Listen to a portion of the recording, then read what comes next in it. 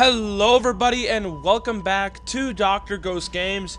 If y'all new to the channel, welcome. I am Dr. Ghost and I make content for the game World of Warships Legends. Today we are going to be taking a look at Nariko's Implacable. Now most of you guys probably think the Implacable is, well, it's pretty bad, and you're probably not wrong. For the tier, it's probably one of the more weaker CVs. However, Nariko's just going to show off how he plays the Implacable, and it's going to be an awesome match, damage-wise. Now, he's got somebody you guys may recognize in his division. He's got R. Lewis. He is a EUCC for Wargaming over on Twitch. And, of course, Nariko has his own channel. Make sure you guys go check it out. He just hit 200 subs, and I'm sure a lot of you guys have already went over there and subbed to him. This is not the first time I have featured Nariko on the channel, so without further ado, let's talk a little bit about the Implacable and what Nariko's going to be doing in this one, shall we? So the Implacable obviously is a British carrier, and it's got something that no other CVs have, and that is it has carpet bombers. Now the carpet bombers on the Implacable, they are very, very good, and at least from what I've heard, I'll have to actually check it out when Nariko starts dropping them. But from what I'm aware, all they are is basically you get a bunch of smaller size bombs, and they drop a crazy amount of payload, and you can get at least 5 to 10 bombs on target all at once. So from what I've heard, basically the Implacable bombs, or really any British bombs for that matter, are very good for getting fires and burning people down. Now the torpedoes on the Implacable, British torpedoes, at least for the British carriers, notice how the cone narrows out. The torpedoes, when you launch them, basically they start at a very wide angle, but they get narrower. The spread gets narrower, and the torpedoes kind of cling together later down the line. So that's kind of the one thing about British torpedoes that's a little weird, is they basically narrow in. So that's something, I guess. Now, the one downside to the British torpedoes is they're slow. They're very slow torpedoes, but then again, it's nothing to be. At least it's not a Po Beta or anything like that. So, yeah. Now, Nariko is now going out with the HE carpet bombers here, and notice that they fly very low to the ground, which makes it a lot easier to probably get strikes off here. Now, Nariko is going back for that enemy Bismarck there. Bismarck has pretty good AA, although I probably would have went for somebody else, but I mean, hey, you take what you can get, and there's no DDs in this match, so really Nariko's just going to be farming a whole bunch of damage. Now, speaking of damage, Nariko's already up to 10,000 damage. He's already got a fire with his HE dive, or HB dive bombers, his HB carpet bombers, and he's going to be going back for another strike here. Now, notice that there's only 2 planes per drop here, which is something, I guess. Now Nariko has 1 plane left, and look how many bombs it drops. It looks like 4 bombs, and boom, 2 fires just like that. So you're telling me right now that 2 planes drop a total of 8 bombs, and each one of those bombs has like what, a 40% chance of setting a fire plus some? Yeah, that's pretty nasty. Now, the one downside to the dive bombers is, like I said, they're smaller, so the bombs don't have as much penetration. Now, if you hit the superstructure of ships, I'm sure you could absolutely plaster them, or if it's a lightly armored ship, you could probably plaster them too. But the downside to them is, like I said, they're smaller bombs, so that means they have less penetration. However, a majority of your damage won't be coming from the penetration with the bombs. A majority of the damage will be coming from fires. That's what those bombers are really good at doing, is setting those fires. Now Nariko coming across here, dropping on this enemy Fiji, and he actually does hit a couple bombs, but they don't do a whole lot of damage, unfortunately. Now, really, there's not much else to talk about with the Implacable. The Implacable does have pretty decent planes, though. The Implacable has pretty strong planes. At least when I played the Tier 5, it had very beefy planes, and I'm pretty sure the Tier 7 does too. They're basically bombers. And by the way, the Implacable is a nice looking carrier. I mean, it looks very, very sexy. I think the British did a pretty good job of making the Implacable look pretty nice, and I think it does. I think it's one of the later World War II era carriers too. I think it actually did exist. So yeah, I'm sure some of you history buffs can go down in the comments and let me know a little bit more about the Implacable.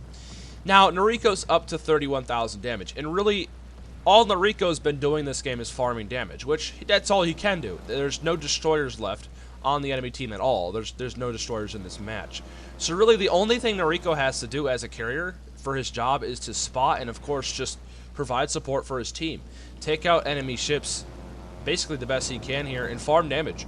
I know farming damage may not sound too special, but what else can you do when you already have everybody gone on the enemy team? Well, at least the DDs. You know what I mean? So, really, it doesn't really matter. Nariko is just doing fine. And he is, yeah, as you guys can see there, the bombs are just not the greatest for dealing raw damage. They really aren't. And, however, they can get fires, like I've been stating. And notice how long this bomber's been living. It's kind of funny, isn't it? A Bismarck, yeah. A Bismarck's AA can't even take out one bomber. That's just how strong the bombers are.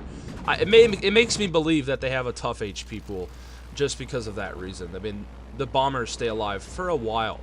So, very nice indeed. Now, Nariko's heading out there with some more torpedo bombers. Now, really, the issue I have with the Implacable is I think it needs a buff, honestly. I think they should add one more torpedo to each drop. That's just me. But really, the Implacable, for most people, is just not an attractive carrier. You don't really see many Implacables out there, mainly because it's one of the weaker CVs. Why take an Implacable when you'd just be better off taking, for example, a Saipan, a Parseval, a Pobeda? You know what I mean? It's a lot easier just to play those ships. I'm not saying the Implacable's bad, but to give the players more of an incentive to play the Implacable, I think they need to buff it a little bit, change it around, because a lot of people won't play Implacable. Nariko's probably one of the only people who actually plays Implacable and actually likes it. I don't have nothing against the Implacable, but I don't ever play it because I don't have it and nobody else plays it. It's just one of those unpopular CVs, just like Graf Zeppelin's about to be. Now, the one upside to the Implacable is look at those torpedoes, guys. They narrow in. And yeah, Nariko just caught him on the butt there with one torpedo, getting a flood, an incapacitation, and a little bit more damage there. And Nariko's going to be getting a cross torpin. I know, crazy, right? But the Implacable, I'm guessing, if you play it well, it's a very strong CV. But, like I said, it's still not a very popular CV. It really isn't. But Nariko's going to get a successful cross torp here, and boom, boom. Very nice damage indeed.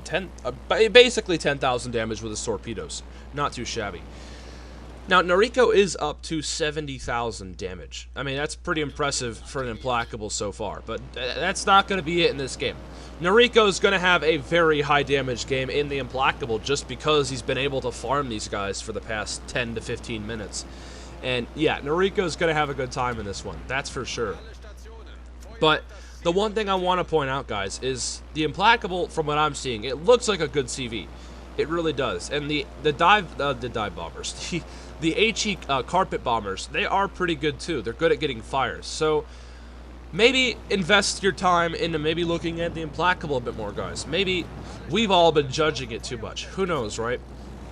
Because from what I'm seeing, yes, you can only drop 2 torpedoes at a time, but it looks like they do quite a bit of damage. Like, I don't know what this drop is, but he actually might land a torpedo with his left one there. And actually, yeah, I think he will. But yeah, look at the damage. 5k with 1 torpedo, not too shabby. Like I said, if they would add 1 more torpedo to each one of these planes here, maybe have it drop 4 torpedoes at a time, or just add another plane to the squadron entirely. So that way it could drop 3 torpedoes with 3 separate planes. It would probably give players more of an incentive to play these carriers, because otherwise people just aren't going to. They're not a very popular choice among the carrier player base here. So, I don't know. I'm not a big fan of Implacable, mainly because I play everything else. I have a lot better carriers that I could play. But you guys let me know in the comments. What do you guys think of the Implacable? I don't know. I'm not too fancy about it here myself, but I guess Nariko is. So Nariko's really showing us all here how he plays it, and just how he probably thinks that it's a very strong CV, which it probably is, but it is what it is, right? So if you guys have made it this far into the video, I can't thank you guys enough. Make sure to go down there, hit that like button in case you guys forgot to. And if you're not already subscribed to the channel, please go down and do so. It helps us get towards that next milestone. And I can't thank you guys enough for the support, as always. And make sure also to go check out Nariko's channel. Nariko has a channel, and you guys can go give him a follow, whatever. I will put it in the link in the description of this video. And in case you guys are wondering how to submit community replays, the only way to do that is by sending a file to my email. So if you guys want to send community replays, add me on Discord, send me a DM and say, hey Ghost, I want to send a replay, and you have to send it through via a email. So yeah, for anybody who is curious on that.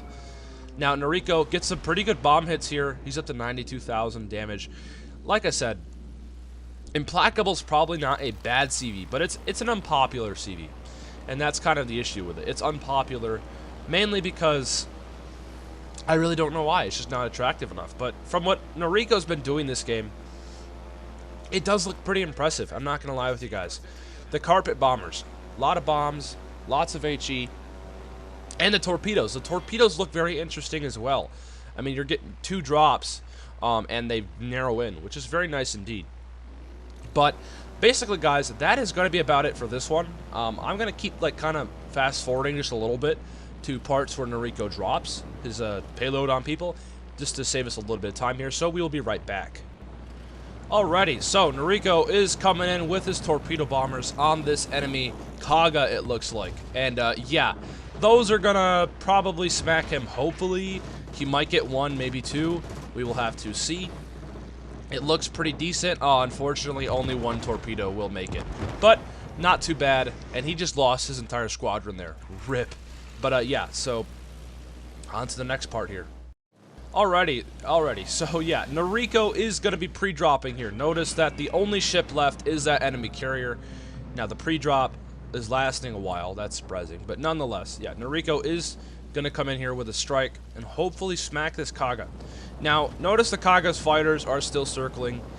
His combat air patrol there still proving to be slightly effective, although fighters are usually not that effective. But yeah, so Nariko's going to get a pretty good set off here. They look decent, and boom, boom, boom. Yeah, 7,700 damage, not too shabby. And yeah, so that would be that one. Not too bad. 104,000 damage. Now, Nariko just took off his flight deck there. Notice he's moving his carrier around. You know what I mean? Nariko's not just being one of those carrier players who backs up. No. Nariko has been moving his carrier around pretty much the whole entire match here. And, yeah, his carrier is in a perfect position to just keep getting strike after strike off here. Now, Nariko is going to be lining up a torpedo strike here on the enemy Kaga. Now, he's turning his planes here. He's also taking a lot of flak from the Kaga. He's lining it up now. Looks like a pretty decent attack angle, especially since the British torpedoes narrow out. Now notice that Nariko is actually in a 1v1 situation here. He is the only person left on his team, and the points are very, very close. Nariko just hit 2 torpedoes on that enemy Kaga, and ladies and gentlemen, that will be the end of this match, and basically about the end of the video. So yeah, there's only about 30 seconds left of this match. Nariko's heading in with another set of dive bombers. But yeah, so let's conclude this one. Implacable, one of the more unpopular CVs. Maybe not a weak CV, maybe slightly weak, but definitely an unpopular CV. And who knows, for you lovely CV mains out there, maybe trying the Implacable, if you haven't already, is not a bad idea. Because obviously a good carrier player like Nariko makes this thing work. Very impressive indeed. And ladies and gentlemen, nonetheless, that is going to be the end of this one. Thank you, Nariko, for sending that one in to me. Make sure you guys go check out his channel, link in the description of this video. But yeah, he was 3rd in an Implacable, not too shabby. Also, R. Lewis has a Twitch channel. Go check him out too while you're at it. But yeah, if you guys did enjoy this one, make sure to hit that like button and leave a comment. Tell me what you guys thought of it. Give Nariko some love in the comments too. And yeah, guys, I will catch you guys on the next one. Have a great rest of your day, wherever you guys are at in the world. Catch you next time. See ya.